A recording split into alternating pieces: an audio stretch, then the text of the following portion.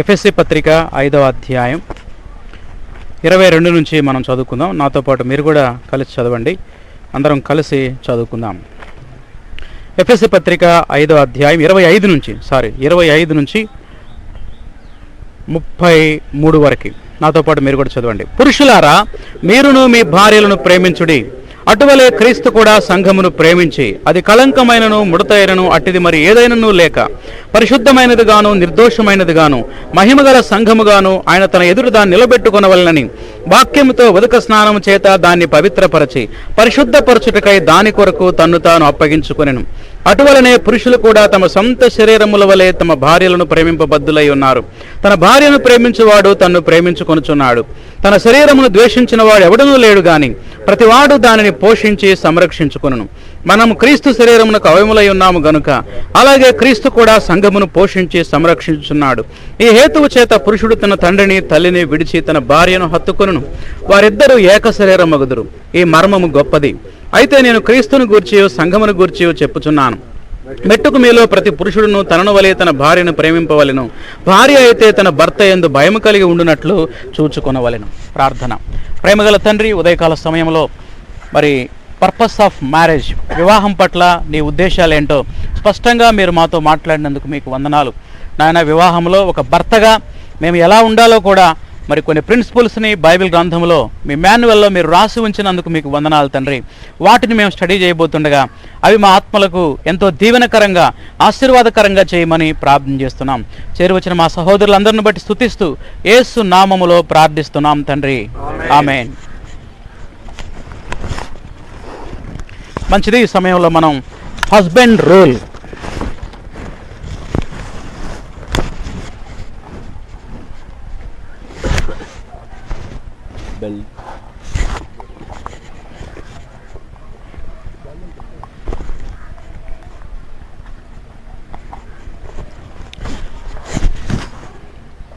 Husband role.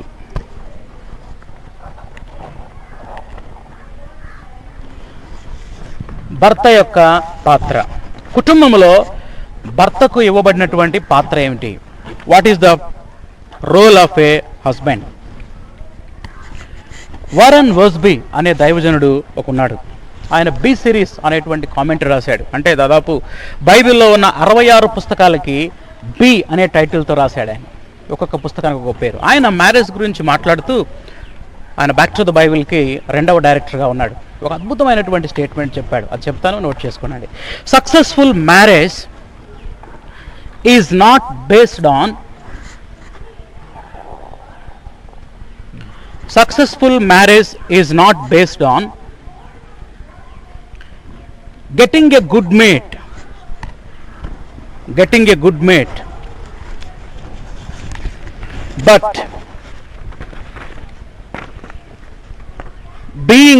mate. ఆయన పేరు రాసుకోండి, ఆధార్ పేరు. ఇది నా కొటేషన్ కాదు, ఇది Warren W Wiersbe, WARREN space W space WSB, WIERSBE. ఈయన రాసిన ఏ పుస్తకమైనా కొనుక్కొని చదవడం మంచిది. So back to the Bible రేడియోలో ప్రపంచవ్యాప్తంగా 66 పుస్తకాలను కంప్లీట్ చేశాడు ఆయన రేడియోలో. అవన్నీ ఒక కామెంటరీ రూపంలో రాశాడు. దాని పేరు బి సిరీస్ కామెంటరీ అంటారు. మొట్టమొదటిసారి ఈ మాట చదివినప్పుడు నాకైతే చాలా ఆశ్చర్యం అనిపించింది. నిజమే, విజయవంతమైన వివాహానికి రహస్యం, విజయవంతమైన వివాహం దేని మీద ఆధారపడిందంటే ఒక మంచి భాగస్వామిని పొందటం మీద కాదు, మంచి భాగస్వామిగా ఉండటం మీద. అది తెలుగులో. అది విజయవంతమైన వివాహం ఆధారపడింది మంచి భాగస్వామిని పొందుట మీద కాదు. మరి దేని మీద? మంచి భాగస్వామిగా ఉండుట. వారన్ వర్స్బీ ఏమంటున్నాడంటే, చాలామంది అనుకుంటారు నాకు మంచి భార్య దొరికిందండి, ఇక నా మ్యారేజ్కి దిగులే లేదు అని అనుకుంటారన్న. నీకు మంచి భార్య దొరికితే కాదు నీ కుటుంబం సక్సెస్ అవ్వాలి అయ్యేది. నీ కుటుంబం సక్సెస్ అవ్వాలంటే నువ్వు మంచి భర్తగా ఉండాలి. అది ఆయన చెప్తుంది. ఒక మంచి భాగస్వామిని పొందటం మీద ఆధారపడలేదు కానీ మంచి భాగస్వామిగా ఉండుట మీద అది ఆధారపడింది. ఇందాక మనం చూసాం పర్పస్ ఆఫ్ మ్యారేజ్లో వివాహాన్ని ఏర్పాటు చేసినటువంటి దేవుడు దాని యొక్క ఉద్దేశాలని స్పష్టంగా బైబిల్లో రాసుంచాడు. 5 ఉద్దేశాలు మనం చూసాం. కేవలం ఉద్దేశాలు మాత్రమే కాదు, ఆ వివాహం జీవితాంతం వరకు పరమగీతంలో ఉండడానికి కొన్ని ప్రిన్సిపల్స్ కూడా రాశాడనమాట. దాంట్లో ఏంటవి? ప్రిన్సిపల్స్ ఆఫ్ మ్యారేజ్ అనే టైటిల్ ఇవ్వచ్చు దీనికి. Principles of marriage. దానిలో హస్బెండ్ రోల్, వైఫ్ రోల్ అని 2 వస్తాయి. సో వైఫ్స్ అంతా అక్కడ వైఫ్ రోల్ స్టడీ చేస్తున్నారు, హస్బెండ్స్ అంతా మనం ఇక్కడ హస్బెండ్ రోల్ని స్టడీ చేస్తున్నాం అన్నమాట. కాబట్టి వివాహం విజయవంతం అవ్వాలంటే ఒక భర్తగా మన యొక్క పాత్ర ఏంటి, మన యొక్క బాధ్యత ఏంటి, ఎలా ఉండాలని దేవుడు బైబిల్ గ్రంథంలో కోరుకుంటున్నాడు అనే విషయాలు ఈ సెషన్లో మనం స్టడీ చేయబోతున్నాం. రాసుకోండి. Number 1, husband is a leader. భర్త నాయకుడుగా ఉండాలి అనేది దేవుని యొక్క ఉద్దేశం. ఒక భర్తగా నీవు నీ కుటుంబంలో నాయకుడిగా ఉండాలి. You are a leader of the family. నీ కుటుంబాన్ని నడిపించేటువంటి నాయకుడివి. ఇశ్రాయేలు ప్రజల్ని మోషే నడిపించినట్టుగా, ఒక సంఘ కాపరి నడిపించినట్లుగా మీ కుటుంబాన్ని నువ్వే నడిపించాలి. వుడ్రో క్రోల్ ఏమంటాడంటే husband is a priest of the home అంటాడు. Husband is a priest of the home. ఈ కుటుంబానికి యాజకుడు ఎవరు? భర్తే. కుటుంబానికి యాజకుడు ఎవరు? భర్తే. ఒక సంఘ కాపరి సంఘాన్ని నడిపించినట్లుగా భర్తలమైనటువంటి మనము మన కుటుంబాలని నడిపించేటువంటి వారముగా ఉండాలి. ఎఫెస్సీ 5:23లో ఏముందంటే భార్యకు శిరస్సు అయి ఉన్నాడు అనే మాట రాయబడింది. భర్త భార్యకి ఏమై ఉన్నాడు? శిరస్సు. ఈ బాడీలో ఉన్నటువంటి అవయవాలన్నీ కూడా వీటన్ని నడిపించేది ఎవరు? శిరస్సే. ఈరోజు ఈ ఫ్యామిలీ కాన్ఫరెన్స్కి రావాలని ఈ శిరస్సు చెప్తే ఈ కాళ్ళు నడిచి వచ్చినాయి అన్నమాట. శిరస్సు చెప్పినట్టు కాళ్ళు వినలేదనుకోండి, అంత ప్రాబ్లమేటిక్ అయిపోద్ది అన్నమాట. కాబట్టి మొత్తం బాడీ నడిపించేది ఎవరు? శిరస్సు. సో కుటుంబాన్ని నడిపించేటువంటి నాయకుడు మరి భర్తగా ఉండాలి అని బైబిల్ చెప్తా ఉంది. ఈ నాయకత్వం ఎలాంటిది అనే విషయాలు కొన్నిటిని మనం చూద్దాం. Husband is not superior to wife. ఇది ఫ్యాక్ట్ నెంబర్ 1. భర్త ఎప్పటికీ కూడా భార్య కంటే ఎక్కువ మాత్రం కాదు. నాయకుడైనంత మాత్రాన నాయకుడు అంటే కింద వాళ్ళకంటే ఎక్కువ వాడని మాత్రం ఎన్నటికీ కూడా కాదు. Husband is not superior than wife. భార్య కంటే ఎక్కువ వాడు కాదు. మనం పెళ్లి ప్రసంగాల్లో వింటూ ఉంటాం, చాలామంది దేవుని సేవకులు చెప్తూ ఉంటారు, అవ్వని తయారు చేసినప్పుడు దేవుడు కాళ్ళ నుంచి తయారు చేయలేదు, లేకపోతే తల నుంచి తయారు చేయలేదు, ప్రక్కటెముకల్లో నుంచి తయారు చేశాడు అని చెప్తూ ఉంటాడు. ఈ సత్యాన్ని మనం బైబిల్లో మనం ఎక్కడ చూస్తామంటే 1 పేతురు 3వ అధ్యాయం 7వ వచనంలో చూస్తాం. చదవండి ఒకసారి. 1 పేతురు 3వ అధ్యాయం 7వ వచనం.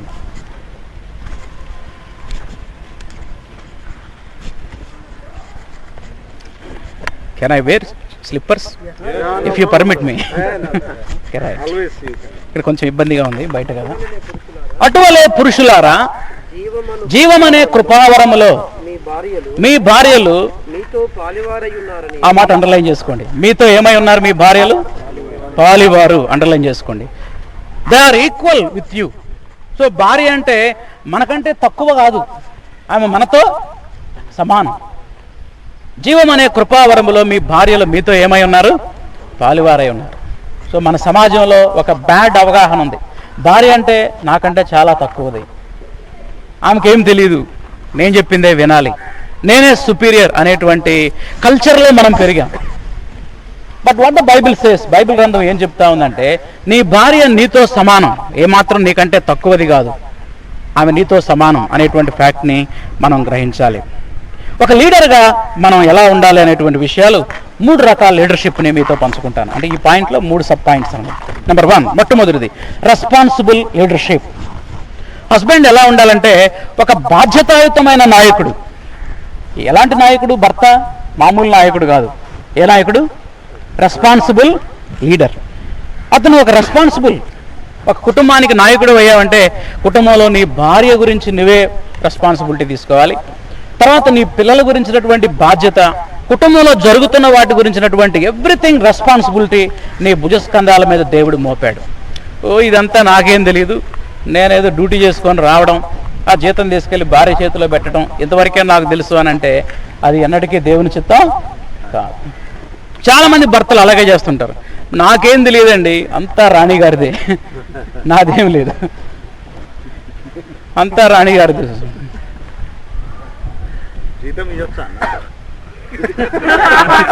అది ఫ్యామిలీ ఫైనాన్స్లో డిస్కస్ చేద్దాం. ఫ్యామిలీ ఫైనాన్స్లో చాలా మంది భర్తలు నాయకత్వాన్ని తీసుకోవడానికి ఇష్టపడరు. భార్యకి అప్పచెప్తారన్నమాట, నువ్వే చూసుకోవాలి. ఒక భార్య కుటుంబానికి నాయకత్వం వహించడం అనేది ఎన్నటికీ దేవుని చిత్తం కాదు. కాకపోతే నువ్వు నాయకుడిగా ఉండడానికి భార్య సలహాలు ఇవ్వచ్చు, ఆమె ద్వారా ప్రోత్సాహాన్ని పొందుకోవచ్చు. కానీ యాజ్ అ లీడర్గా మాత్రం నువ్వే ఉండాలి. You should take every responsibility. కుటుంబంలో ప్రతి దాని గురించినటువంటి బాధ్యత ఒక భర్తగా మనమే కలిగి ఉండాలి. కుటుంబంలో ఏం జరుగుతుందో, ఇంటికి ఎవరు వస్తున్నారో పోతున్నారో తెలియదు, పిల్లలు ఎవరితో మాట్లాడుతున్నారో వాళ్ళ ఫ్రెండ్స్ ఏంటో తెలియదు, ఎవరు వచ్చిపోతున్నారో ఏం తెలియదు అంటే యు ఆర్ ఇర్రెస్పాన్సిబుల్ లీడర్. అవ్వ పండు తిన్నప్పుడు దేవుడు ఎవరిని లెక్కడిగాడు? అసలు తిన్నది ఎవరు?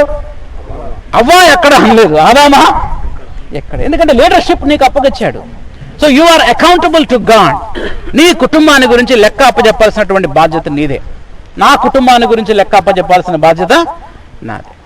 సో మనం సంపాదన బిజీలో పడిపోయి ఈ లీడర్షిప్ అనేటువంటి నాయకత్వాన్ని తీసుకోకుండా ఫెయిల్ కాకూడదు మనం. So husband is a responsible leader, బాధ్యత కలిగినటువంటి నాయకుడిగా ఉండాలి. నెంబర్ 2, సర్వెంట్ లీడర్షిప్, పరిచర్య చేసే నాయకుడు. Husband is a servant leader. ఇది కేవలం క్రిస్టియానిటీలోని ఈ పదాన్ని మనం చూస్తాం. ఏంటది? Servant leadership. బహుశా ఎల్టీ క్యాంప్స్లో మీరు వినే ఉంటారు ఈ topic. So husband is a leader, ఒక భర్త నాయకుడు. ఎలాంటి నాయకుడు అంటే పెత్తనం చేసే నాయకుడు కాదు, పరిచర్య చేసే నాయకుడు. ఆ మాట రాసుకోండి. చాలాసార్లు అదే జరుగుతుంది కుటుంబాల్లో. నేను భర్తని, నేను చెప్పిందే నువ్వు వినాలి. నీకేం తెలుసు అంటా ఉంటాడు భర్త. నీకేం తెలుసు? నువ్వేమైనా బయట తిరుగుతున్నావు, నేను బయట తిరుగుతున్నా. నేను సంపాదిస్తున్నా, నువ్వేం వండి పెడుతున్నావు అంతే. సో హస్బెండ్ అనేటువంటి అతను సర్వెంట్ లీడర్షిప్, అతను పరిచర్య చేసేటువంటి వాడై ఉండాలి కుటుంబానికి. So best model Jesus Christ. ప్రభు ఈ లోకానికి నాయకుడిగా వచ్చాడు, అయితే పరిచారం చేయించుకోవడానికి కాదు, పరిచర్య చేయడానికే ఆయన ఈ లోకానికి వచ్చాడు. Headship is not dictatorship. Headship అంటే శిరస్సు కదా. హెడ్షిప్ అంటే డిక్టేటర్షిప్ కాదు. డిక్టేటర్గా హిట్లర్ లాగా, నియంతలాగా కుటుంబంలో ఉంటారు కొంతమంది. భర్త వస్తున్నాడంటే అంత గరగర వణుకుతూ ఉంటారు, అమ్మో ఆయన వస్తున్నారా బాబు అన్నట్టు ఉంటారు. సో ఆ టైప్లో ఉండకూడదు భర్త అంటే. భర్త వస్తున్నాడంటే భార్య సంతోషంగా ఇన్వైట్ చేయాలి, సంతోషంగా ఎదురు చూడాలి. అటువంటి లీడర్షిప్ అనేది మనం కలిగి ఉండాలి. బ్యూలా చంద్రశేఖర్ అనేటువంటి ఒక ఫ్యామిలీ కౌన్సిలర్ ఉన్నారు. ఆమె పేరు రాసుకోండి. ఏం పేరు? బ్యూలా చంద్రశేఖర్. ఆమె ఒక మ్యాగజైన్ నడుపుతోంది. అసలు మన ఇండియాలో కేవలం ఫ్యామిలీస్ మీద నడపబడుతున్న ఒకే ఒక మ్యాగజైన్, అది ఏకైక మ్యాగజైన్. దాని పేరు ఫ్యామిలీ ఫౌండేషన్. దాని అడ్రస్ కావాలంటే మీరు నాకు కాల్ చేస్తే I will tell you. All over the India. దానిలో కేవలం కుటుంబానికి సంబంధించిన ఆర్టికల్స్ మాత్రమే వస్తాయి. దాని ఎడిటర్ ఏం పేరు? బ్యూలా చంద్రశేఖర్. చెన్నై నుంచి ఇది పబ్లిష్ అవుతూ ఉంటుంది, వెల్లూరు నుంచి పబ్లిష్ అవుతూ ఉంటుంది. Family foundation. వీలైతే దానికి మీరు లైఫ్ కడితే మీకు బై మంత్లీ ఆ మ్యాగజైన్ వస్తుంది. దాంట్లో అన్ని ఫ్యామిలీ ఇష్యూసే ఉంటాయి. సో అద్భుతమైనటువంటి మ్యాగజైన్. దాంట్లో ఆమె ఏమంటే, God is not pleased with rulers in the home but seeks leaders. God is not pleased with rulers in the home but leaders. Rulers కాదు దేవుడు కోరుకునేది, ఎవరిని? లీడర్స్ని. రూల్ చేసేవాళ్ళు కాదు, నడిపించేవాళ్ళు. అర్థమైందా ఈ పాయింట్? దేవుడు ఎవరిని కోరుకుంటున్నాడు? కుటుంబంలో ఒక భర్త ఎలా ఉండాలంటే రూలర్గా కాదు, పాలించేవాడుగా కాదు, నడిపించేవాడుగా ఉండాలని కోరుకుంటున్నాడు. అది బ్యూలా చంద్రశేఖర్ ఒక ఆర్టికల్ ఆ మ్యాగజైన్లో రాసింది. నెక్స్ట్ 3వ లీడర్షిప్ ఏంటంటే మోడల్ లీడర్షిప్. మాదిరికరమైన నాయకుడిగా కుటుంబానికి ఉండాలి భర్త, మాదిరికరమైన నాయకుడిగా.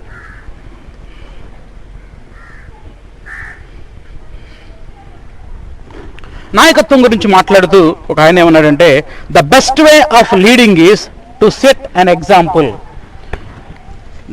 నడిపించడానికి ఒక మంచి మార్గం ఏంటంటే మాదిరికరంగా ఉండడమే. నడిపించడానికి ఒక మంచి మార్గం ఏంటి? మోడల్గా ఉండడం. మనం ముందు వెళ్తూ ఉంటే వెనకమాల అందరూ వెంబడిస్తూ ఉంటారు. కుటుంబంలో ఒక భర్తగా మనం మోడల్గా ఉండాలి. కుటుంబం అంతా ప్రార్థన చేయాలి అని అంటే ముందు హస్బెండ్ ఏకాంత ప్రార్థన చేయాలి. చేస్తామంటే మిగతా వాళ్ళు అందరూ కూడా చేస్తాం. మనమే చేయకపోతే ఒకసారి ఒక భర్త చెప్తూ ఉన్నాడు నాతోటి. ఏమన్నాడంటే వాళ్ళ కొడుకు చెప్పాడంట, ఆయన పోలీస్ అనమాట. సార్ నా కొడుకు చెప్పా, అరే టీవీలో సినిమాలు చూడకూడదురా అన్నాడు. వెంటనే డాడీ నువ్వెందుకు చూస్తున్నా అన్నాడంట. అనేసరికి నా నోరు పడిపోయింది సార్. అంటే ఏంటి, ఈ తండ్రి మోడల్గా లేడు. ఇంకా నేనేం మాట్లాడలేకపోయాను సార్, నా కోసం ప్రేయర్ చేయండి, నేను సినిమాలు చూడకుండా అన్నాడు ఆయన. వాడు చూడటం తర్వాత సంగతి, ముందు నేను మోడల్గా ఉండాలని ప్రేయర్ చేయండి అన్నాడు. అదొక ఆక్రందన, ఒక తండ్రి ఆక్రందన. నా కుటుంబాన్ని చక్కగా నడిపించాలనుకుంటున్నా, కానీ నేనే మోడల్గా లేను. సో ఒక భర్తగా భార్యను నడిపించాలంటే భార్యకి ముందు మనం మోడల్గా ఉండాలి. అన్ని విషయాల్లో మనం మోడల్గా ఉండాలి. యాజ్ ఎ లీడర్గా మనం చేయవలసినటువంటి పనులు ఈ 3 types ఆఫ్ లీడర్షిప్ చెప్పాయి ఇప్పుడు. ఒకటేంటి, రెస్పాన్సిబుల్ లీడర్షిప్, రెండోది సర్వెంట్ లీడర్షిప్, మూడోది మోడల్ లీడర్షిప్. అయితే మనం ఎలా నడిపించాలి అని అంటే జాగ్రత్తగా గమనించండి. మొట్టమొదటి విషయం ఏంటంటే, కుటుంబంలో నిర్ణయాలన్నీ నాయకుడే చేయాలి. నిర్ణయాలను ఎవరు చేయాలి? నాయకుడే. భర్తగా నువ్వే డిసైడ్ చేయాలి నిర్ణయాలు. నిర్ణయాధికారం మాత్రం భార్య చేతికి ఇవ్వకూడదు. భార్య దగ్గర సలహాలు తీసుకో. నిర్ణయం మాత్రం ఎవరు చేయాలి? భర్తే చేయాలి. ఒక ఎగ్జాంపుల్ చెప్తా. మీ తల్లిగారు చాలా బలహీనంగా ఉంది, ఆమెకు నెల నెల కొంత ఆర్థిక సహాయం పంపించాలనే ఆలోచన నీకు కలిగింది. పంపించాలా వద్దా నిర్ణయం చేయాల్సింది ఎవరు? భర్త. తప్పకుండా భార్య సలహాలు మాత్రం తీసుకోవాలి. భార్యని సంప్రదించి భార్యతో మాట్లాడి, మరి ఎంత పంపిద్దాం మనం నెల నెల, దీన్ని పంపించగలమా లేదా, ఒక ఇంత అమౌంట్తో స్టార్ట్ చేస్తే మరి అదే అమౌంట్ మళ్ళీ ఎక్స్పెక్ట్ చేస్తారు నెక్స్ట్ మంత్ అలా చేయగలమా లేదా అని డిస్కస్ చేసి చర్చించి చివరికి ఆమె వద్దందనుకో, ఆ నిర్ణయానికి నువ్వు కట్టుబడకూడదు. నిర్ణయం చేయాల్సింది ఎవరు? భర్త. అర్థమైందా?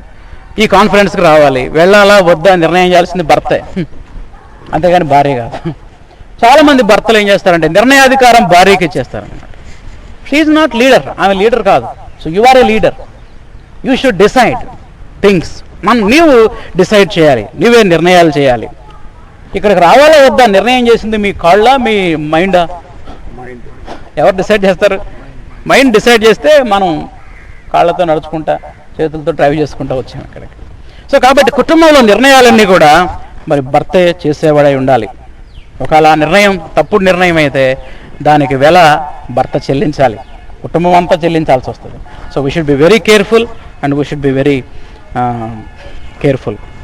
తర్వాత లీడ్ మృదువుగా నడిపించాలి, ప్రేమగా నడిపించాలి. నాయకుడు అనగానే ఒక నియంతలాగా ఉండటం కాకుండా మృదువుగా ప్రేమగా మనం కుటుంబాన్ని నడిపించేటువంటి వాళ్ళమై ఉండాలి.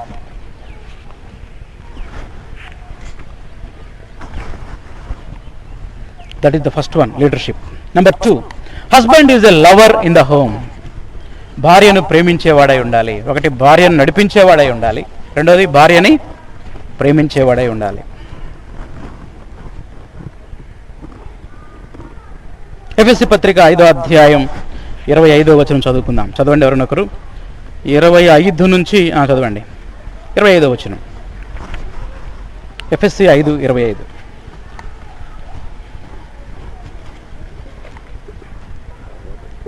పురుషులారా మీరును మీ భార్యలను ప్రేమించుడి. అండర్లైన్ చేసుకోండి. The husband should love his wife. అసలు పెళ్లినాడు మనం ఏమని ప్రమాణం చేశాం? నేను నిన్ను ఏం చేస్తాను? ప్రేమిస్తాను అని ఒక ప్రమాణం చేసుకున్నాం. ఆ ప్రమాణాన్ని ఎప్పుడు కూడా జ్ఞాపకం చేసుకుంటూ ఉండాలి. సో మా మ్యారేజ్ డే రోజున ప్రతి సంవత్సరం నేను నా భార్య ఇద్దరం కూర్చొని ఒక పాస్టర్ గారిని పిలిచి ఆయన సన్నిధిలో పాస్టర్ గారి సమక్షంలో మళ్ళీ ప్రమాణాలు చేస్తాం మేము. అది మాకున్న అలవాటు.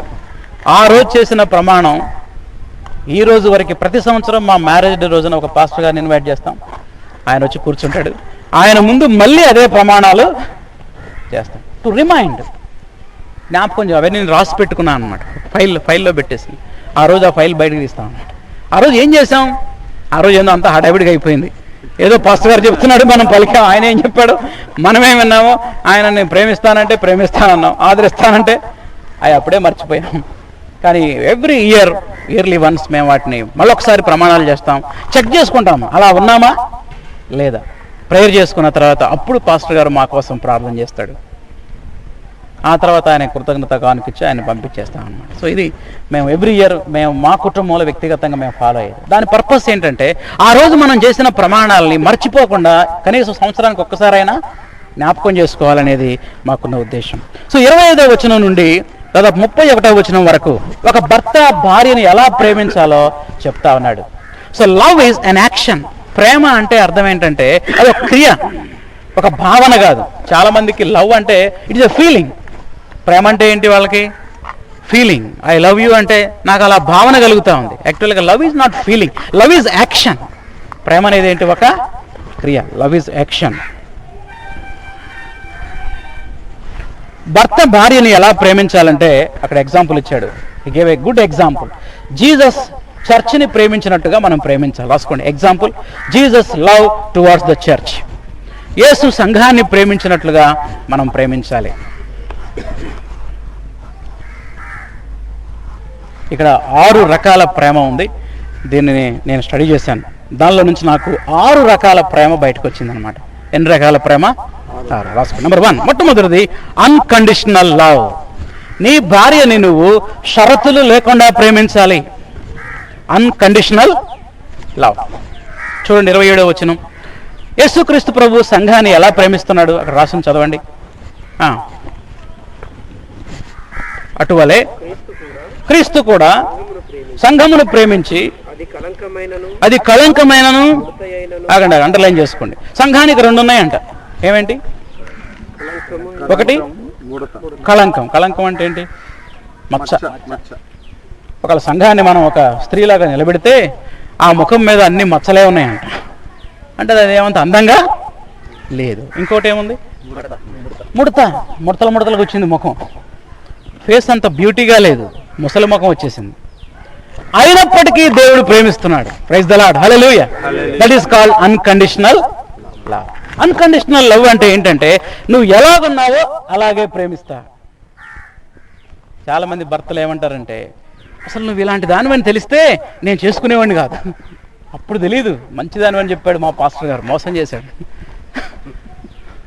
బట్ బైబిల్ సేస్ ఆమె ఎలా ఉందో అలాగే ప్రేమించా. నువ్వు ఎక్స్పెక్ట్ చేసినటువంటి క్వాలిటీస్ ఉన్నా లేకపోయినా. పెళ్ళిగాని అబ్బాయిలు ఉన్నారుగా, వాళ్ళ మైండ్లో నేను చేసుకోబోయే భార్య ఎలా ఉండాలంటే వాళ్ళకు ఒక పిక్చర్ ఉంటుంది అనమాట. ఒక అబ్బాయి అడిగాడు, ఎలా ఉండాలి నీ భార్య అంటే, ఎంత పొడుగు జడ ఉండాలి సార్. జడ ఎంత పొడుగు జడ ఉండాలంట. జడ చాలా ఫెయిర్గా ఉండాలి. నేను చెప్పిన ప్రతి మాట వినాలి. ఇవన్నీ ఏంటి? Conditional love. అదేం లవ్ అది? But husband love should be unconditional love. షరతులు లేకుండా ప్రేమించాలి. ఒకసారి ఒక భార్యాభర్తల్ని కౌన్సిలింగ్ చేయడానికి నేను నా భార్య వెళ్ళాం. వాళ్ళ లొల్లి ఎప్పుడు నుంచి జరుగుతుందో మాకు ఫోన్ వచ్చింది. ఆయన రైల్వే ట్రాక్ మీద కూర్చొని ఫోన్ చేశాడు. పాస్టర్ గారు నేను చచ్చిపోతున్నా, 10 నిమిషాల్లో బండి వస్తుంది, నా కొడుకును మీరే చూసుకోండి అన్నాడు అనమాట. ఇక నాకైతే టెన్షన్, ఇదేమిటయ్యా బాబు, నువ్వు ట్రాక్ మీద కూర్చొని ఫోన్ చేయడం ఏంది, ఇదేం బాగాలేదు, నువ్వు ముందు ఆ ట్రాక్ మీద నుంచి లే అంటే వాళ్ళు లేవట్లా. నాకేమో దరదర కొడుతుంది. 10 మినిట్స్లో ఏపీ ఎక్స్ప్రెస్ వస్తుంది అనమాట. అయ్యో ఏం చేయాలో అర్థం కాక నా ఫోన్ నుంచి చేస్తుంటే ఇక లిఫ్ట్ చేయలేదు అనమాట. ఇంకా నా భార్య ఎస్టీడీ బూత్కి వెళ్ళి పాపం నడుచుకుంటూ వెళ్ళి ఎస్టీడీ బూత్కి వెళ్ళి ఆ నెంబర్ నుంచి ఫోన్ చేసి ఆమె ఏడ్చి మొత్తం మీద ఆయన లేపి ఆ ఊరు నుంచి మా ఊరు తీసుకొచ్చి అన్నం పెట్టి మళ్ళీ వెళ్ళాం. వెళ్ళి కూర్చొని మా పెద్ద పాప చిన్న పాప, ఇంకా మాకు ఛాయ్ లేదు, అన్నం లేదు, ఏం లేదు. రాత్రి 2 గంటలైంది వాదన. ఒకటే ఒక మాట చెప్తున్నాడు, ఈ 2 గంటలు నా మాట వినమను, ఆమెను నేను ప్రేమిస్తా. ఆమె ఉంటుంది తెలుసా, నన్ను ప్రేమించమను, ఆయన మాట వింట. ఇదే సాగింది 2 గంటల వరకు అన్నమాట. అది 2 ఉన్నాయి బైబిల్లో. మా పాప అప్పుడు పాలు తాగే పాప అనమాట. ఆమెకు పాలు కూడా లేవు సరిగా. సో పరిస్థితి చాలా ఘోరంగా ఉంది. టైం 2 అయింది. ఏం చేయాలి అర్థం కావట్లేదు. మనసులో ప్రార్థన చేసుకున్నా, ప్రభు ఏం చేయాలి. అప్పుడు ప్రభు 33వ వచనం గుర్తు చేశాడు నాకు. ప్రైజ్ ద లార్డ్, హల్లెలూయా. 33 మెట్టుకు. ఇక్కడ మెట్టుకు అంటే అర్థం ఏంటంటే ఏది ఏమైనా కానీ. రాసుకోండి ఆ మాట, ఆ బైబిల్ అక్కడే రాసుకోండి, బైబిల్లో రాసుకోండి. ఇక్కడ చివరిగా అనే కాదు మీనింగ్, ఫైనల్లీ కాదు. ఏది ఏమైనా కానీ, what ever it may be, ఏది ఏమైనా కానీ. ఇప్పుడు దాకా నేను చాలా సూత్రాలు చెప్తున్నా కానీ పౌలు అంటున్నాడు, భార్యకు కొన్ని సూత్రాలు చెప్పా, భర్తకు కొన్ని సూత్రాలు చెప్పా. భార్యకి చెప్పా లోబడమని, భర్తకు చెప్పా ప్రేమించమని. ఫైనల్గా ఒకటి చెప్తున్నా, ఏది ఏమైనా కానీ, what ever it may be, however, ఏది ఏమైనా కానీ ప్రతి పురుషుడు తనను వలె తన భార్యను ప్రేమించాలి. భార్య అయితే భర్త యందు భయం కలిగి ఉండినట్లు. ఇక్కడ భయము అంటే గౌరవముతో కూడిన భయం. రాసుకోండి, బైబిల్లో రాసుకోండి. అక్కడే మామూలు భయం కాదు, అమ్మో వస్తున్నాడు కొడతాడు రా బాబు తిడతాడు ఆ టైప్ ఆఫ్ భయం కాదు ఇది. It is the respectful fear. ఒక కలెక్టర్ గారు వస్తే లేచి నిలబడతాం, ఎందుకు కొడతాడనే రెస్పెక్ట్. సో గౌరవంతో కూడినటువంటి భయం అన్నమాట. ఇక అప్పుడు వాళ్ళిద్దరిని కూర్చోబెట్టి మిడ్ నైట్ కూర్చోబెట్టి ఈ వచనం గురించి మాట్లాడా. సరే ఇప్పుడు దాకా బాగానే ఉంది, బైబిల్లో ఇలా రాయబడింది, ఏది ఏమైనా కానీ అంటే నీ భార్య నీకు లోబడినా లోబడకపోయినా నువ్వు ప్రేమించాలి. నీ భర్త నిన్ను ప్రేమించినా ప్రేమించకపోయినా తప్పనిసరిగా ఆయన్ని గౌరవం. దే ఆర్ ఇద్దరు ఎంప్లాయీస్ అనమాట. వాళ్ళిద్దరు ఎంప్లాయీస్. మాకు డైవర్స్ కావాలి, అవసరం లేదు ఆయన, నాకు నా బతుకు నేను బతుకుతా అంటున్నా. ఆయన కూడా అన్నాడు నాకు అవసరం లేదు. మరి వీడినేం చేయాలి పుట్టినవాడిని అని మీరు చూసుకొని అన్నారు నన్ను. ఫస్ట్ గారు మీరు చూసుకోండి అండి. But the Bible says God's love is not conditional, it is unconditional. దేవుని ప్రేమ ఎలాంటిది, షరతులు లేని. బై గాడ్స్ గ్రేస్ వాళ్ళ కుటుంబం కట్టబడింది, ఇంకొక పాప జన్మించింది, ఇప్పుడు వాళ్ళు హాయిగా కాపురం చేసుకుంటున్నారు. ఆ వచనం ద్వారా ప్రభు వాళ్ళతో మాట్లాడాడు. ఏది ఏమైనా కానీ చాలాసార్లు మనం భార్యను ప్రేమించేటప్పుడు, ఒక భర్త చెప్పాడంట పెళ్ళైన కొత్తలో భార్యని, మా అమ్మను నువ్వు బాగా చూసుకుంటే నేను నిన్ను బాగా చూసుకుంటా, లేకపోతే చూసుకోను. ఇదేం లవ్ చెప్పండి, ఇది conditional love. That is not Bible says. మీ అమ్మను చూసినా చూడకపోయినా నువ్వు నీ భార్యను ప్రేమించాల్సిందే. Praise the Lord, hallelujah. That is the Bible says. ఇలా చెప్పింది ఎందుకు అనుకున్నా, దేవుడికి ఏదో మేలు కలగాలని కాదు, నువ్వు బాగుండాలని, నీ కుటుంబ క్షేమం కోసమే దేవుడి మాటలో చెప్పింది. చాలామంది కండిషన్స్ పెడతారు భార్యకి. మా చుట్టాలు వచ్చినప్పుడు, నా వైపు వాళ్ళు వచ్చినప్పుడు నువ్వు మంచిగా చూస్తే, నీ వైపు వాళ్ళు వచ్చినప్పుడు నేను చికెన్ తీసుకొస్తా, లేకపోతే పప్పే, ఆ రోజు పప్పే. ఎందుకని ఇట్లా? That is not the love. ఆమెలో ఎన్నో బలహీనతలు ఉండొచ్చు, లోపాలు ఉండొచ్చు, అయినప్పటికీ కూడా we should love. Number 2, sacrificial love, త్యాగముతో కూడినటువంటి ప్రేమ. రెండోది ఏంటి? Sacrificial love. చూడండి 27వ వచనంలో యేసు ప్రభు వారు ఎలా సంఘాన్ని ప్రేమించాడు, చదవండి. క్రీస్తు కూడా సంఘమును ప్రేమించి అది కలంకమైనను ముడతైనను అట్టిది మరి ఏదైనను లేక పరిశుద్ధమైనదిగా నిర్దోషమైనదిగా మహిమగల సంఘముగా దాన్ని నిలబెట్టు కొరకు వాక్యముతో ఉతక స్నానం చేత దాన్ని పవిత్రపరిచి పరిశుద్ధపరచుటకై తన్ను తాను అప్పగించుకొనెను. అది సాక్రిఫైస్. అండర్లైన్ చేసుకున్న మాట, తన్ను తాను. So Christ sacrificed his life for the church, for the benefit of the church. సంఘం యొక్క క్షేమం కోసం ఆయన ఏం చేశాడో తెలుసా? ప్రాణాన్నే త్యాగం చేశాడు. ప్రియమైన భర్తలారా, మీరు మీ భార్యల కోసం ప్రాణం త్యాగం చేయమని దేవుడు చెప్పట్లేదు. కనీసం సమయాన్ని ఇవ్వండి. ఏమివ్వండి? టైం. ఒక ఎగ్జాంపుల్ చెప్తా. మీరు డ్యూటీ నుంచి 6 గంటలకు ఇంటికి వస్తామని చెప్పారండి. పాపం ఆమె కళ్ళు కాయలు కాసేలా 5 గంటల నుంచి ఎదురు చూస్తూ ఉంటుంది. ఎన్నింటికి వస్తాం మనం? 6 గంటలకు వస్తామని చెప్పాం. మధ్యలో ఎవడో నాబోటోడుకు దొరికాడు ఫ్రెండ్, బాతాకాని కొట్టడానికి, చాయ్ తాగుదాం రా అన్నాడు. అప్పటికే 6:30 అయింది. ఇప్పుడు ఏం చేయాలి మరి? నువ్వు నిజంగా నీ భార్యను ప్రేమించేవాడివైతే నీ ఫ్రెండ్కి సారీ చెప్పి, సారీ బ్రదర్ నాకు ఎమర్జెన్సీ పని ఉంది, మళ్ళీ ఇంకోసారి మనం చాయ్ తాగుదాం అని ఇంటికి వెళ్ళాలన్నమాట.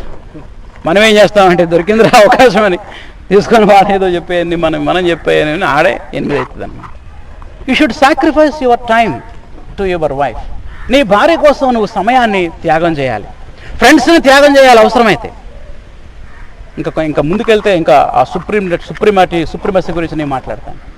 కాబట్టి యూ షుడ్ సాక్రిఫైస్ ఎవ్రీథింగ్. ప్రభు ప్రాణాన్నే త్యాగం చేశాడు. నువ్వు దేన్నైనా త్యాగం చేయడానికి సిద్ధపడాలి భార్య కోసం. Number 3, caring love. 28వ వచనం, శ్రద్ధ చూపే ప్రేమ, కేరింగ్ లవ్. చదవండి. అటువలనే పురుషులు కూడా సొంత శరీరము వలె చూసారు ఎట్లా ప్రేమించాలి. రెండవ కంపారిజన్, ఒకటేమో క్రీస్తు ప్రేమించినట్టుగా, రెండవది నీ సొంత శరీరాన్ని నీకు అనారోగ్యం కలిగింది ఏం చేస్తావు? వెంటనే హాస్పిటల్కి వెళ్తాం మనకు అనారోగ్యం కలిగితే. నీ సొంత శరీరం పట్ల నీకెంత శ్రద్ధ ఉందో నీ భార్య పట్ల కూడా అంత శ్రద్ధ ఉండాలి. ఆమెకి నాకు కొంచెం జ్వరంగా ఉందని అంటే ఏదో 100 రూపాయలు ఇచ్చి టాబ్లెట్ వేసుకో అని ఆఫీస్కి వెళ్ళటం కాదు. ఆఫీస్కి ఫోన్ చేసి నేను కొంచెం లేట్గా వస్తా అని తీసుకొచ్చి ఆమె పట్ల శ్రద్ధ చూపించి టాబ్లెట్ వేసి అన్నీ వేసి చేసి అప్పుడు పోతే ఆమెకు సాటిస్ఫాక్షన్గా. అంతేగాని డబ్బులు ఇచ్చేసి నువ్వు చూసుకో నేను పోతానంటే అది శ్రద్ధ చూపినట్టు కాదు. ఆమె అనుకుంటుంది పైసలు నా దగ్గర లేవా, ఆయన ఇచ్చేదేంది, పైసలు బిరువాలో లేవా, ఆయన చూపించిన ప్రేమే ఉంది ఇక్కడ, ఆయన చూపించిన శ్రద్ధే ఉంది. You should show concern. అంతే కిందాక ఒక రింగ్ గురించి చెప్తూ కేరింగ్ అనే రింగ్ చెప్పాం. కాబట్టి భార్యకు కావాల్సింది ఏంటంటే ప్రేమ, శ్రద్ధ చూపేటువంటి ప్రేమ, కేరింగ్ లవ్. భార్యతో సమయం గడపటం, అర్థం చేసుకోవడం, ఇవన్నీ చేయాలి. భార్యను కొట్టకూడదు. చాలా విచారం. పాస్టర్ గారు భార్యను కొట్టి ప్రసంగం చెప్పే పాస్టర్లు ఉన్నారండి. మీ అనుభవంలో చాలామంది చూస్తుంటారు. భార్యను కొట్టొచ్చి స్టేజ్ మీద ఏం చెప్తాడు ఈ పాస్టర్ గారు? ప్రసంగం చెప్తాడు భార్యను ప్రేమించమని. ఎంత విచారకరమైనటువంటి మాట అంటే ఇది. క్రైస్తవ భర్తగా భార్యను కొట్టేటువంటి హక్కు నీకు లేదు. కేపీ యోహనన్ గారు అద్భుతమైన 2 పుస్తకాలు రాసుకోండి. నీవు నీ భార్య, నీవు నీ భర్త, 2 పుస్తకాలు. ఇవి సెట్గా దొరుకుతాయి.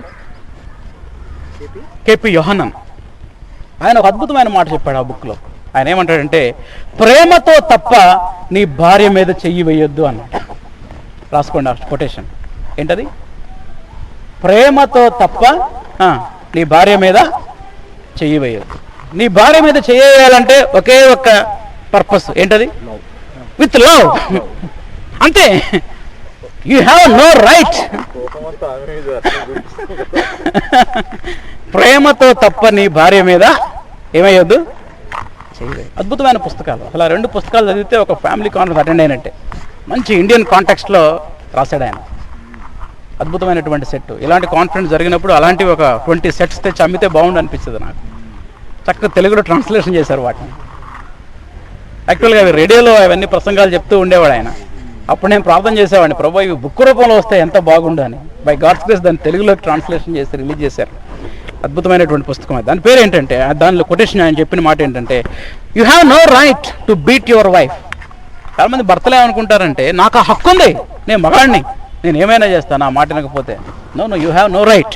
ప్రేమతో తప్ప నీ భార్య మీద చెయ్యి వేయదు. Number 4, providing love. సంరక్షించే, పోషించే ప్రేమ. ప్రొవైడింగ్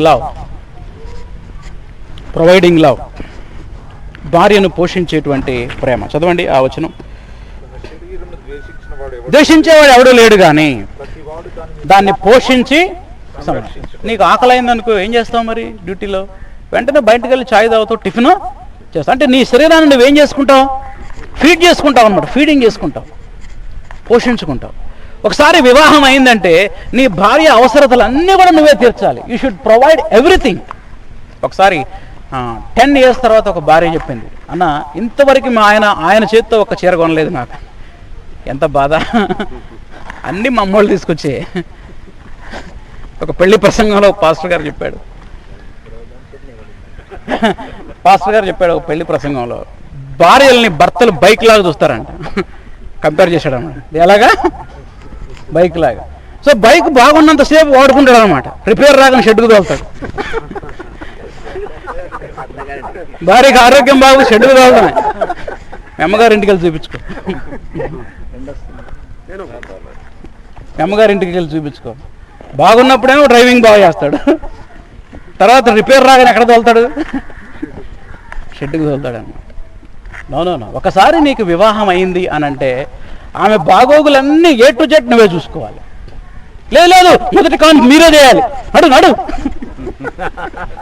ఫస్ట్ కాన్పు ఎవరు చేయాలి? అయ్యగారు ఫస్ట్ కాన్పు ఎవరు చేయాలి సార్? వాళ్ళే చేయాలి కదా సార్, అందుకే సార్ పంపించా. ఎక్కడుందండి బైబిల్లో? What the Bible says? Bible స్పష్టంగా చెప్తున్న బోధ ఏంటంటే, ఒకసారి నీకు వివాహం అయిందంటే ఆమె బాగోగులన్నీ ఎవ్రీథింగ్ ఎవరు చూసుకోవాలి?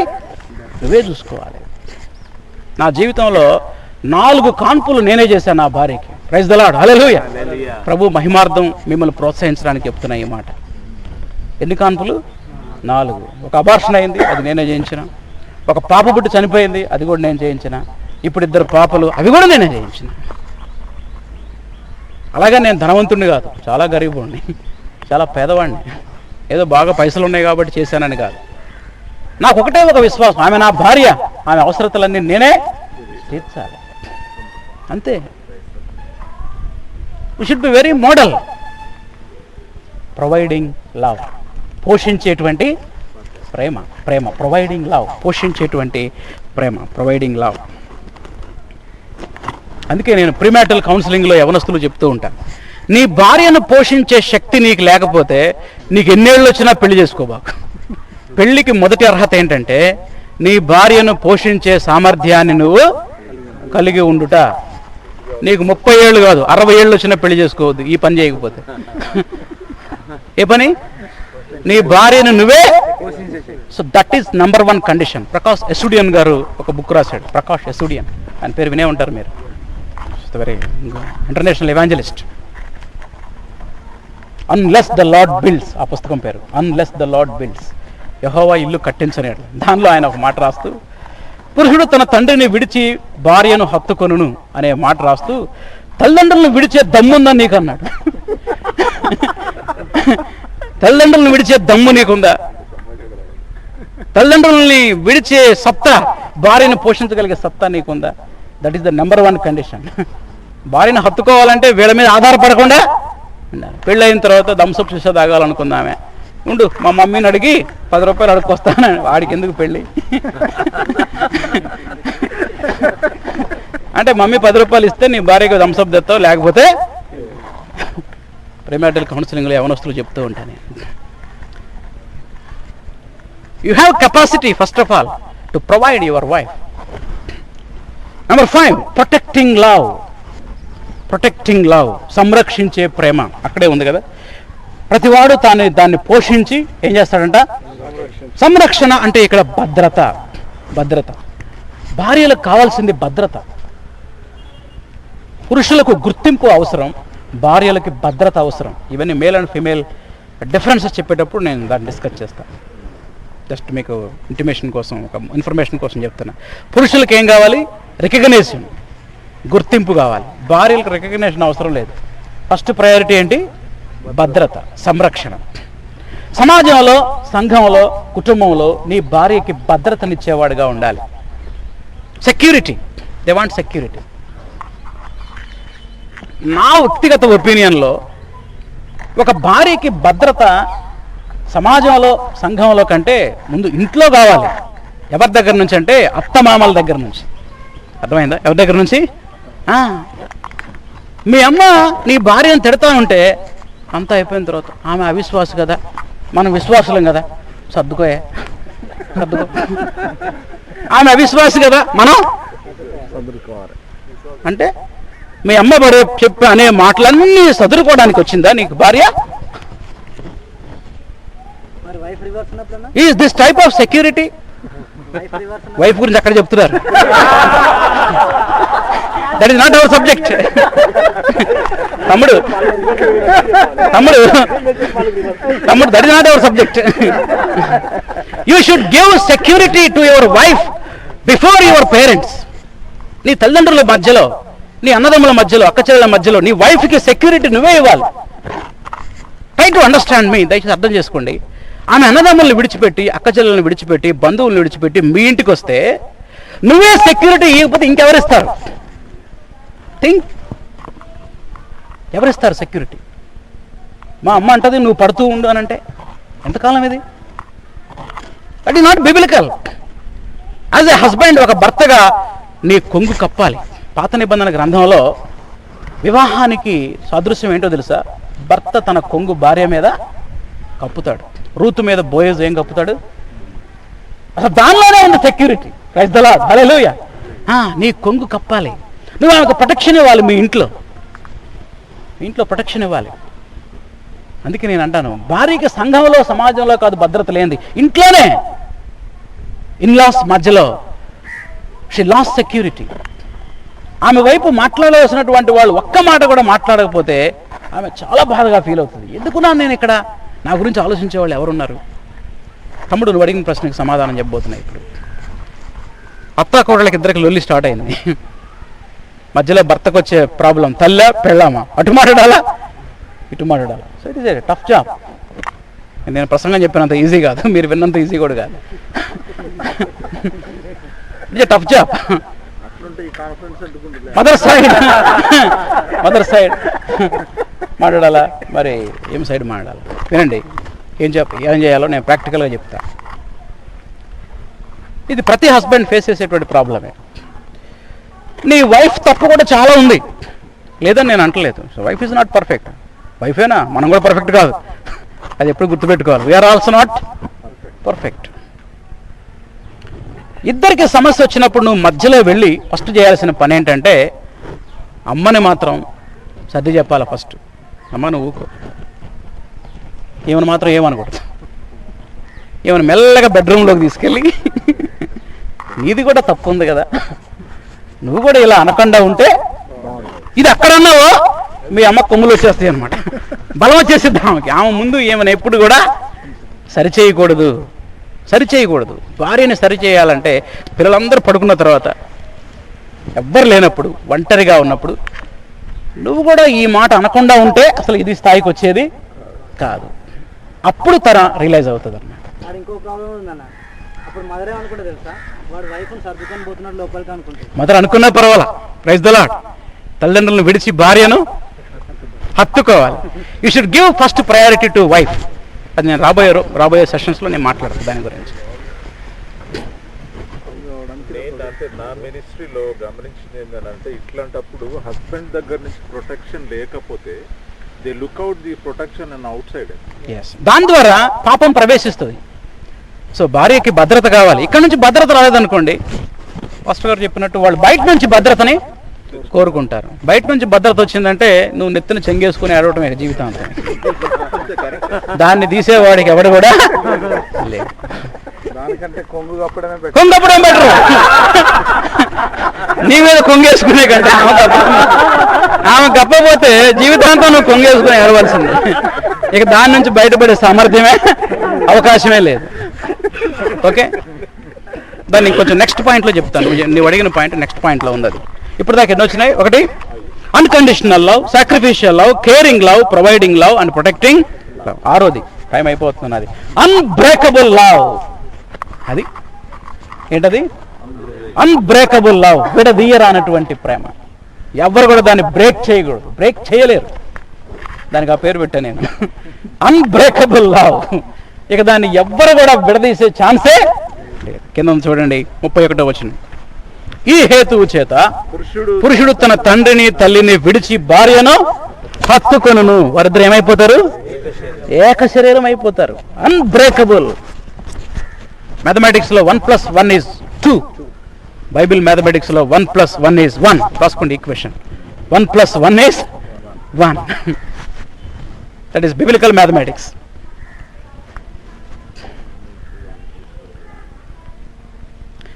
ఏమంటున్నాడంటే దీంట్లో 3 విషయాలు త్వరగా రాసుకోండి. ఒకటి లీవింగ్, విడవాలి.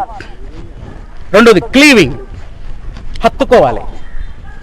మూడోది బికమింగ్ వన్ ఫ్లెష్, ఏక శరీరముగా మారాలి. Leaving, cleaving, becoming one flesh. 3 పాయింట్లు. పురుషుడు ఏం చేయాలి సార్? తల్లిని తండ్రిని ఏం చేయాలి? మొట్టమొదట విడవాలి. విడిచి భార్యను హత్తుకోవాలి. ఒకసారి అందరు నా వైపు చూడండి. ఒకసారి చూస్తున్నారు అందరు? ఇక్కడ భర్త ఉన్నాడు, ఇక్కడ భార్య ఉంది. భర్తకి తల్లిదండ్రులు ఉన్నారు వెనకే, భార్యకి కూడా తల్లిదండ్రులు ఉన్నారు. మొట్టమొదట వీళ్ళలో వన్నెస్ రావాలంటే ఏం చేయాలంటే మొట్టమొదట ఇద్దరు విడవాలి. అంటే పేరెంట్స్ నుంచి ముందుకు రావాలి, ఏమో కూడా పేరెంట్స్ నుంచి ముందుకు రావాలి. It is leaving. లీవింగ్ తర్వాత నెక్స్ట్ ఏంటంటే క్లీవింగ్, ఇద్దరు హత్తుకోవాలి. అప్పుడు ఈ క్లీవింగ్ ఎలా ఉంటుందంటే చూసే వాళ్ళకి ఒకటిలా కనబడుతుంది కానీ ఇద్దరులాగా కనబడదు. అది ఒకే మాట, ఒకే చర్చి, ఒకే పాట, ఒకే మనసు, అంతా ఒకటే. ఈ వన్నెస్ అనేది కుటుంబంలో జరగాలి అని అంటే ఈ 2 కంపల్సరీ జరగాలి. ఏంటది? Leaving, leaving. ఇద్దరు విడవాలి, ఆమె విడవాలి, నువ్వు కూడా విడవాలి. ఒక ఎగ్జాంపుల్ చెప్తా. మీకు పాప పుట్టింది, ఏం పేరు పెట్టాలి? ఇక్కడ పెద్ద లొల్లి.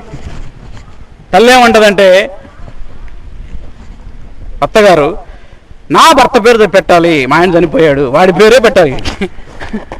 అసలు ఈయనకి అన్నది ఎవరు? మీరిద్దరు. ఎవరి పేరు పెట్టాలి? వాడికి మీరే పెట్టాలి. మా అమ్మని అడిగి వస్తూ ఉండి ఏం పేరు అని అమ్మ దగ్గరికి వెళ్ళకూడదు. అర్థమవుతుందా? అదే లీవింగ్ అంటే. అవసరమైతే ఏమైనా సలహాలు తీసుకోవచ్చు, పేరెంట్స్ సలహాలు, కానీ నిర్ణయాలలో వాళ్ళ సలహాలనే నిర్ణయాలుగా ఎన్నడూ కూడా చేయకూడదు. We should leave.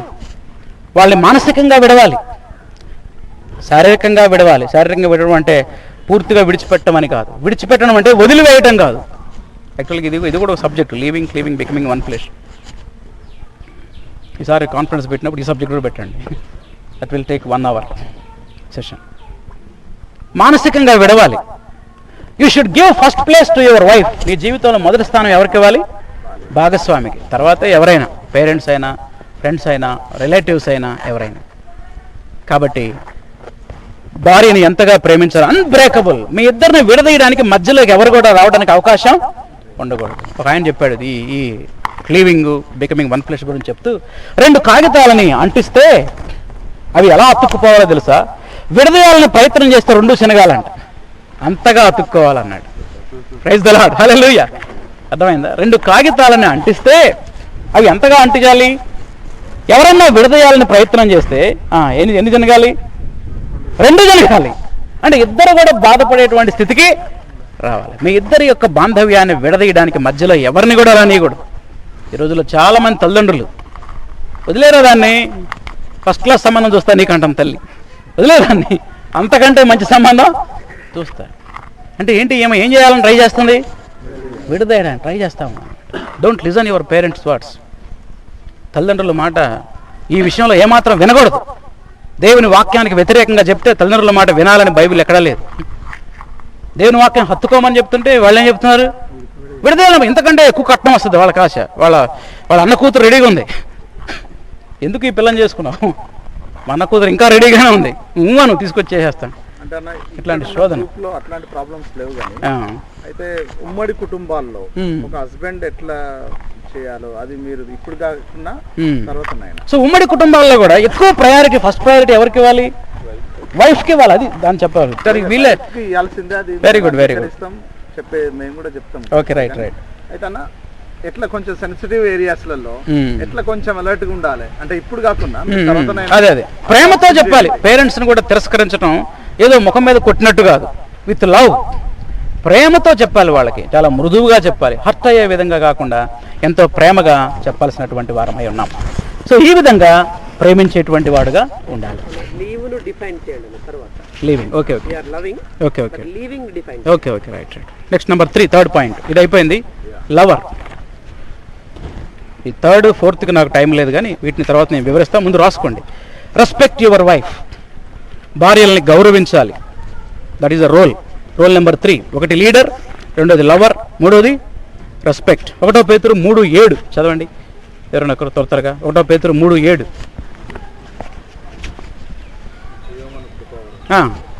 జీవమైన కృపావరములు మీ భార్యలు మీతో పాలువారాయి ఉన్నారని ఎరిగి ఎక్కువ బలహీనమైన ఘటమని సన్మానించి చాలు. Respect your wife. సో భార్యని గౌరవించాలి ఒక భర్తగా. ప్రత్యేకించి మీ తల్లిదండ్రుల ముందు భార్యని ఇర్రెస్పెక్టివ్గా మాట్లాడకూడదు. నువ్వే గౌరవించకపోతే ఇంకెవరు గౌరవిస్తారు? కాబట్టి we should respect your wife. అవిశ్వాసురాలైన భార్య కూడా ఇక్కడ జీవమైన కృపావరములు పాలువారు అయ్యే అవకాశం.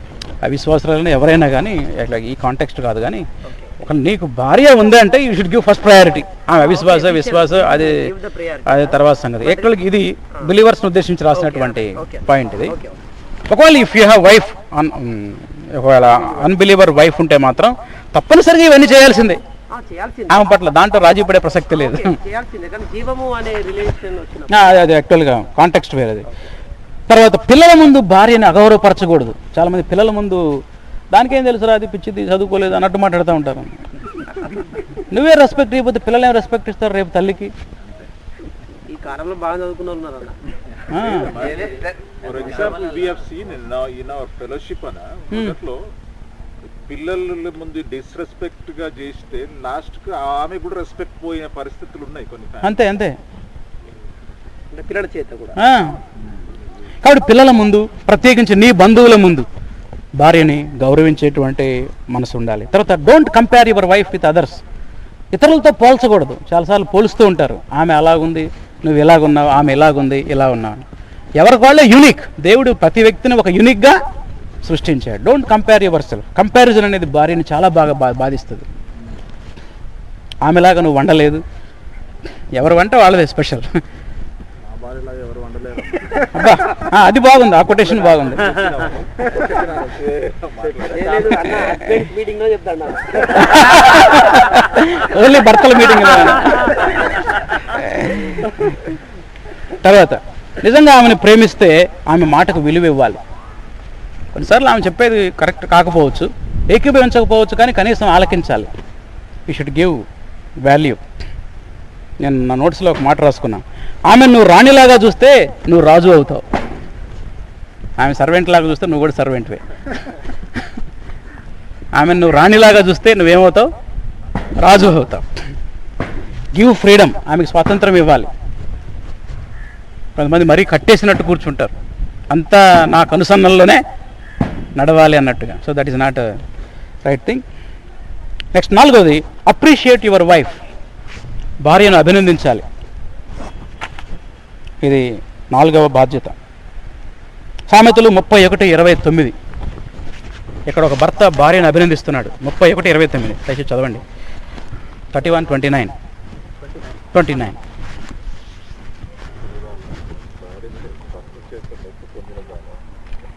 ముప్పై 31:29 చదవండి. చాలా మంది కుమార్తెలు అక్కడ డాష్ ఉంది కదా, ఒక సూత్రం చెప్తాం మీకు. బైబిల్ ఎక్కడున్న డాష్ ఉంటే అది డైలాగ్. అది మీ మైండ్లో పెట్టుకోండి. మీరు ఇంకా చాలామంది ఫ్రెండ్స్కి చెప్పండి. బైబిల్ ఎక్కడైనా హైఫన్ ఉంటే అదేంటి, ఒక డైలాగ్. ఎవరో మాట్లాడుతున్నారు, భర్త భార్యతో మాట్లాడుతున్నాడు. డైలాగ్లో చదవండి. చాలా మంది కుమార్తెలు పతివ్రతా ధర్మం అనుసరించిన వారు ఉన్నారు, కానీ వారందరినీ నువ్వు ఉన్నారమ్మా. ఈ వరంగల్లో చాలా మంది ఉన్నారు పతివ్రతలు, కానీ వాళ్ళందరికంటే you are a supreme. The husband is appreciating his wife. Answers for your marriage అని ఒక బుక్ ఉంది, అది కూడా రాసుకోండి. Answers for your marriage. ఇది తెలుగులోకి వచ్చింది. తెలుగులో దాని పేరు దాంపత్య జీవితం ప్రశ్నలకు సమాధానాలు. దాన్ని 2 భార్యాభర్తలు కలిసి రాశారు, బ్రూస్ అండ్ క్యారల్. ఆ బుక్లో అప్రిషియేటింగ్ గురించి వాళ్ళు మాట్లాడుతూ ఒక అద్భుతమైనటువంటి స్టేట్మెంట్ చెప్పారు. అదేంటంటే రాసుకోండి. Appreciating Dzire is more than sexual desire in human life. Sexual desire in human life. Appreciating desire is more than sexual desire in human life. నన్ను పొగడాలి అనే కోరిక ఒక వ్యక్తిలో తన లైంగిక వాంఛ కంటే ఎక్కువగా ఉంటుంది. వాళ్ళు ఎన్నో కుటుంబాలను స్టడీ చేసి, సైకాలజీని స్టడీ చేసి చెప్పినటువంటి స్టేట్మెంట్ ఇది. నన్ను పొగడాలి అనే కోరిక, నన్ను మెచ్చుకోవాలనే కోరిక ఒక వ్యక్తిలో ఉన్న లైంగిక వాంఛ కంటే ఎక్కువగా ఉంటుంది. అందుకని యాజ్ ఎ హస్బెండ్స్ ప్రతిరోజు we should appreciate our wifes. భార్యల్ని అభినందించాలి. వెంటనే ఒక ప్రశ్న, ఏం అభినందించమంటావు? అన్ని మైనస్ పాయింట్లే దొరుకుతున్నాయి. ఒక్క మాట కూడా ఆమె వినదు. ఏం పొగడాలి? అప్రిషియేట్ ఏం అప్రిషియేట్ చేయాలా? ఒక్కరు కూడా నాకు నచ్చదు ఆమె చేసేది, అన్నీ ఆపోజిట్ చేస్తాం. దానికి జాక్ పూనన్ ఒక సూత్రం చెప్పాడు. జాక్ పూనన్ బుక్ పేరు రాసుకోండి, 1 Body in Christ. 1 Body in Christ అని సంఘాన్ని గురించి రాశాడు ఆయన, చర్చ్ మీద రాశాడు. రాస్తూ దాంట్లో ఒక వ్యక్తిని మనం అప్రిషియేట్ చేయాలంటే ఎలా చేయాలో సీక్రెట్ చెప్పాడు ఆయన. రాసుకోండి. We see in others what we want to see అంటాడు ఆయన. We see in others what we want to see. ఈ బుక్ కూడా తెలుగులోకి వచ్చింది, 1 Body in Christ తెలుగులో ట్రాన్స్లేషన్ చేశారు. What we want to see కింద ఆయన పేరు రాసుకోండి, జాక్ పూనన్. జాక్ పూనన్ ఏమంటున్నాడంటే, ఎదుటి వ్యక్తిలో నువ్వు ఏం చూడాలని కోరుకుంటే అవే చూస్తావు. ఒక పెన్ను పేపర్ తీసుకొని కూర్చో, నా భార్యలో నాకు నచ్చిన విషయాలు అని హెడ్డింగ్ పెట్టు, ఎన్ని దొరుకుతాయో. అంటే నువ్వు చూడాలనుకుంటే చూడొచ్చు, you can see. we can see in others what we want to see. Take a notebook and write down. నీ భార్య బాగా వండుతుందా, అలాగైతే అప్రిషియేట్ హర్. ఈ కూర చాలా బాగుంది. కొంతమంది భర్తలు పేకల దాకా తింటారు కానీ కూర బాగుందని ఒక మాట కూడా చెప్పరు,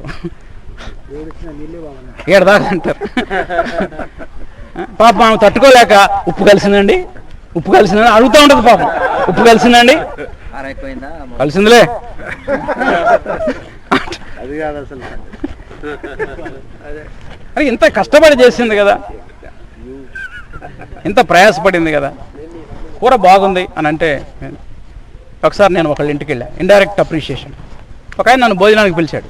సో నేను భోజనానికి వెళ్ళిన, ఆ టేబుల్ మీద కూర్చున్నా, భర్త కూడా కూర్చున్నాడు. ఆమె సర్వ్ చేస్తూ ఉంది, మాకు సర్వ్ చేస్తూ ఉంది. ఆయన అప్రిషియేట్ చేస్తున్నాడు. రాము, నిజంగా నేను చాలా ధన్యుడినయ్యా. ఎందుకన్నా, నాకు బాగా వండే భార్యను దేవుడిచ్చాడు. పక్కన ఆమె వింటుంది, ఎంత సంతోషం ఆమెకి. Indirect appreciation. మరి ఎక్కువ చేస్తే నెత్తి మీద కూర్చునేటట్టు అంటే మీన్ బోల్డ్ గా ఫీల్ అయిపోయి అది ఎప్పుడు కరెక్ట్ కాదు బ్రదర్. అదే మనకు ఒక రాంగ్ ఐడియా అది. యాక్చువల్గా అదొక రాంగ్ ఐడియా.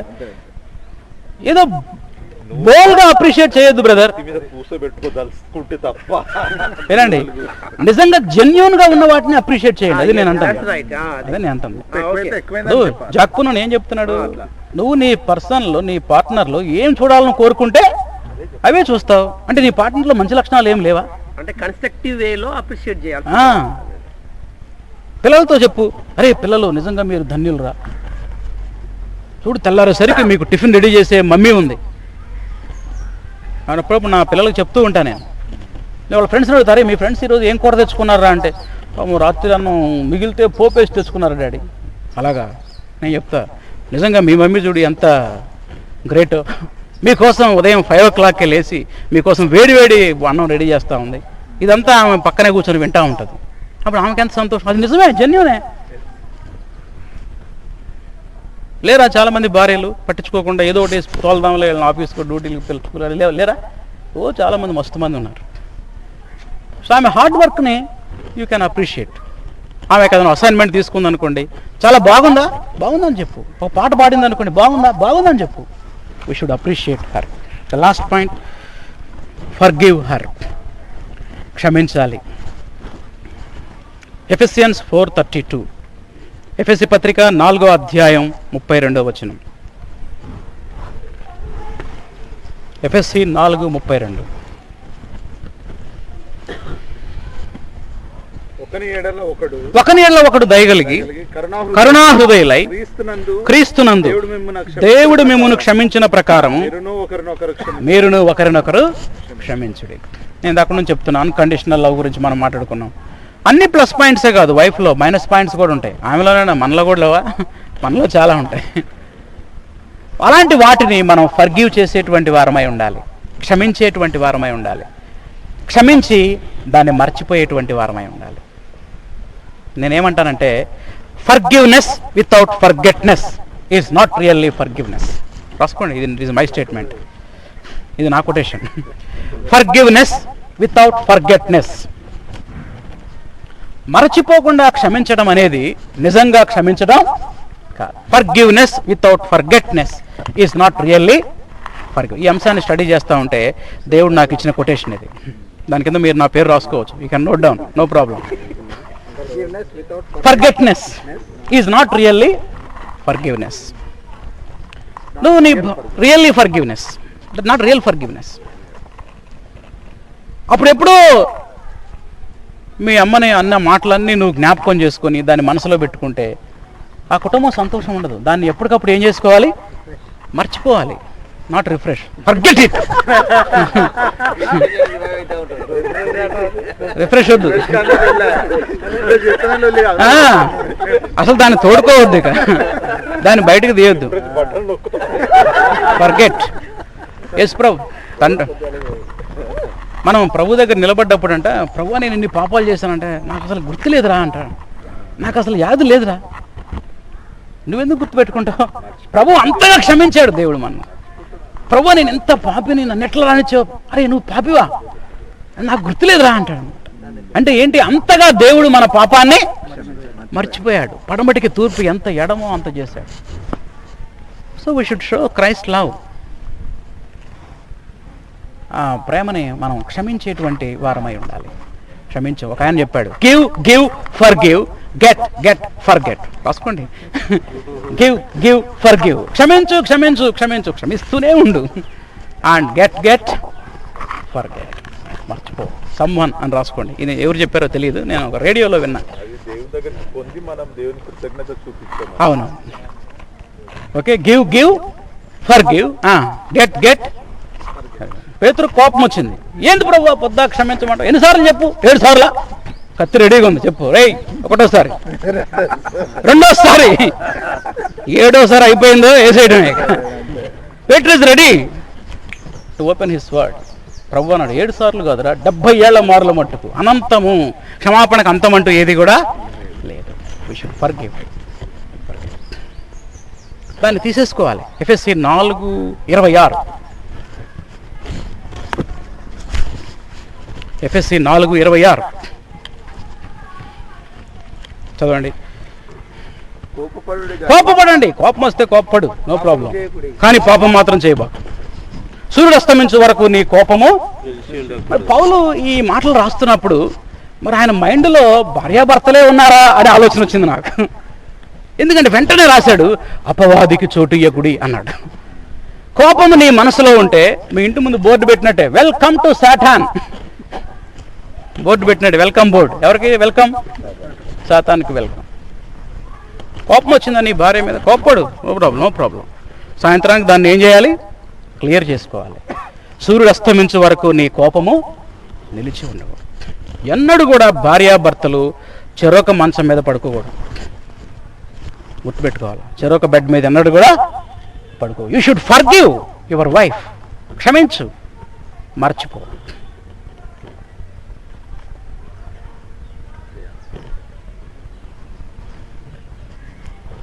చాలా విచారం. ఒకే ఇల్లు, ఒకే బెడ్, కానీ ఒకే మనసు ఉన్నది ఇద్దరి మధ్య. ఒకే ఇంట్లో ఉంటారు, ఒకే బెడ్ మీద పంటారు, కానీ మనసులు మాత్రం కలవు. ఆ సాయంత్రం సంతోషంగా ఉండాలంటే ఉదయకాలం నుంచే నీ భార్యను ప్రేమించి క్షమించి మృదువుగా మాట్లాడేవాడివై ఉండాలి. కొంతమంది భర్తలు ఉదయం అంతా ఆమెతో చాలా హార్ష్గా మాట్లాడతారు, సాయంత్రానికి సెక్స్ కావాలంటారు. అప్పుడు నీ భార్య నీ శరీరాన్ని అప్పగిస్తుందే కానీ ఆమె మనసుని అప్పగించదు. నేను ఈ మాట అనకూడదు కానీ అంటున్నా, శవంతో సెక్స్ చేసినట్టే నువ్వు. క్షమించండి ఈ మాట అంటున్నాను.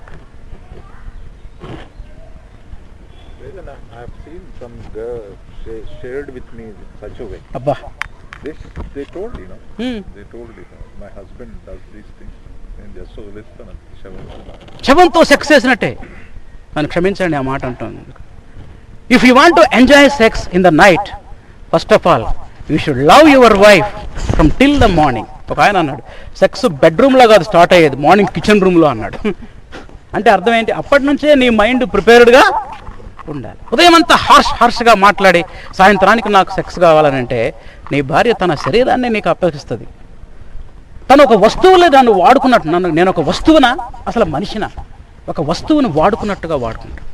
అందుకే ఈ విషయం గురించి అధ్యయనం చేస్తున్నప్పుడు దేవుడు నాకు ఇంకో కొటేషన్ ఇచ్చాడు. Sex without love is rape even with your life partner. That is my quotation. Sex with, రాసుకో బ్రదర్. ఏం భయపడుతున్నావేంటి? ఆలోచిస్తున్నావా? చాలా కఠినంగా ఉంది ఈ మాట. నన్ను క్షమించు, ఇంత పెద్ద మాట అన్నందుకు క్షమించు. కానీ ఇది సత్యం. Sex without love is rape even with your life partner. నీ జీవిత భాగస్వామితోనైనా సరే ప్రేమ లేకుండా లైంగిక ఆనందాన్ని పొందడం అనేది అత్యాచారంతో సమానం. ఎవడిచ్చాడు నీకు ఆ right? You have no right to rape your wife.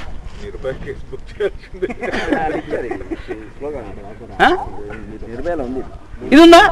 Okay okay, right. One case, ఒక pastor and pastor wife, they slept on the one bed, they lived in one house, They ate at one dining table, they went to one church, but they did not talk to each other for 2.5 years. అబ్బా ఎంత దారుణం, ఎంత ఘోరం. 2.5 years. 2.5 years. ఒక్క రోజే కష్టమైపోతుంది కానీ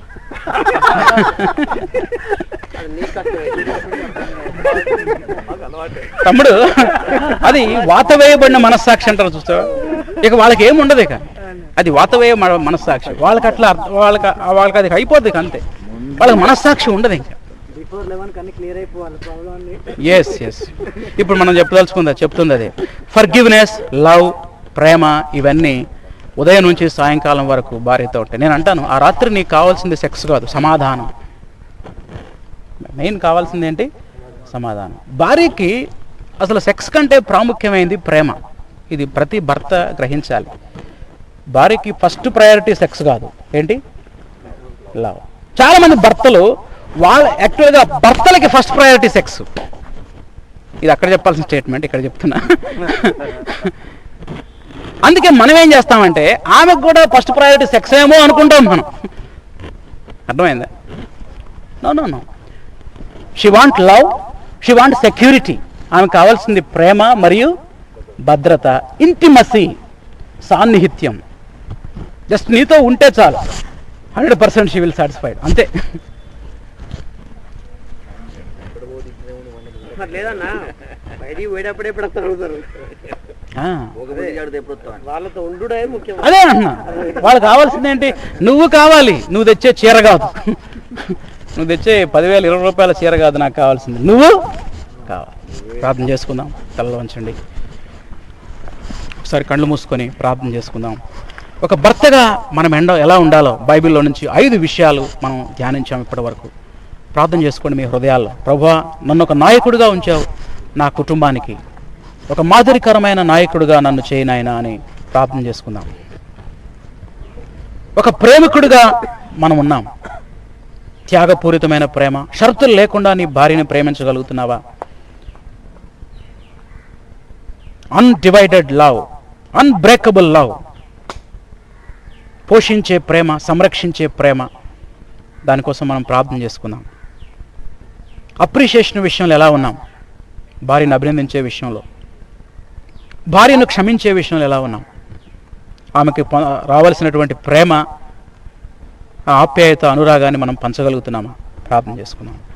ప్రేమగల తండ్రి, ప్రభువా నీకు వందనాలు. భర్త యొక్క పాత్ర ఏమిటో బైబిల్ గ్రంథంలో మాకు మీరు రాసి ఉంచినటువంటి ఈ శ్రేష్టమైన మాటలను బట్టి మీకు వందనాలు.